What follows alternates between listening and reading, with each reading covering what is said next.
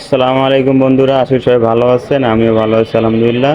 আজকে নিয়ে আসলাম দুইটা প্রোডাক্ট এখানে আছে, একটা হচ্ছে খাট, একটা হচ্ছে ক্যাবিনেট বা ওয়াল শোকেস। আপনারা দেখছেন Baizid furniture, Mrs Baizid furniture, এবং ইউটিউব চ্যানেল আছে এবং পেজও আছে এই নামে। আপনারা ঘুরে আসবেন পেজও। আর আমাদের স্ক্রিনে দেওয়া নাম্বার অবশ্যই যোগাযোগ করবেন। আর দেখতে পাচ্ছেন যে খাটটা হচ্ছে 6 ফিট 7 ফিট, এটা হচ্ছে ফুল বক্স খাট।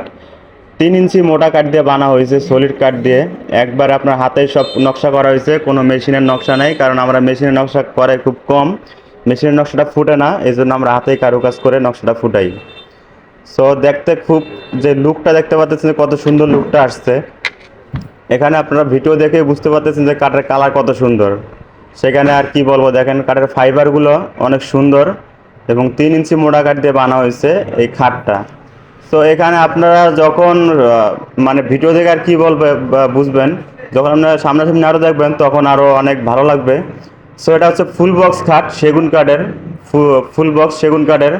আর আপনার ওই হাইসাগুলাও কিন্তু সেগুন দেওয়া হয়েছে।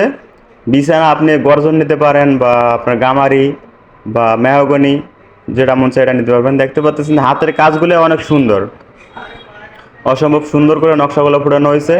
আর এই হচ্ছে হাইসা। হাইসাগুলো দেখতে পাচ্ছেন যে সেগুন কাঠের কালারটা যেটা সেম এই কালারই আসছে, খুব সুন্দর কালার হাইসাগুলো।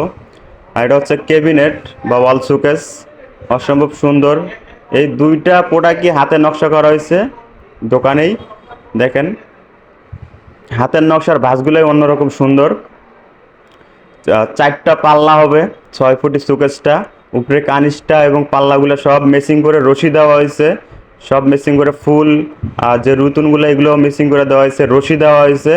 মানে সব মিলে খুব সুন্দর হয়েছে শোকেসটা, আমার কাছে মনে হচ্ছে। এটাও সেগুন কাঠের। ডেলিভারি গেছে আজকে প্রোডাক্টটা আমাদের দোকান থেকে। সো যদি অবশ্যই ভিডিওটা যদি একটু ভালো লাগে অবশ্যই সাবস্ক্রাইব করে দিবেন, আর শেয়ার করে দেবেন ভিডিওটা আপনাদের বন্ধুদের মাঝে। আর আমাদের স্ক্রিনে দেওয়া নাম্বার অবশ্যই যোগাযোগ করবেন। অবশ্যই সবাইকে আল্লাহ হাফেজ। আবার নতুন ভিডিও নিয়ে দেখা হবে ইনশাআল্লাহ।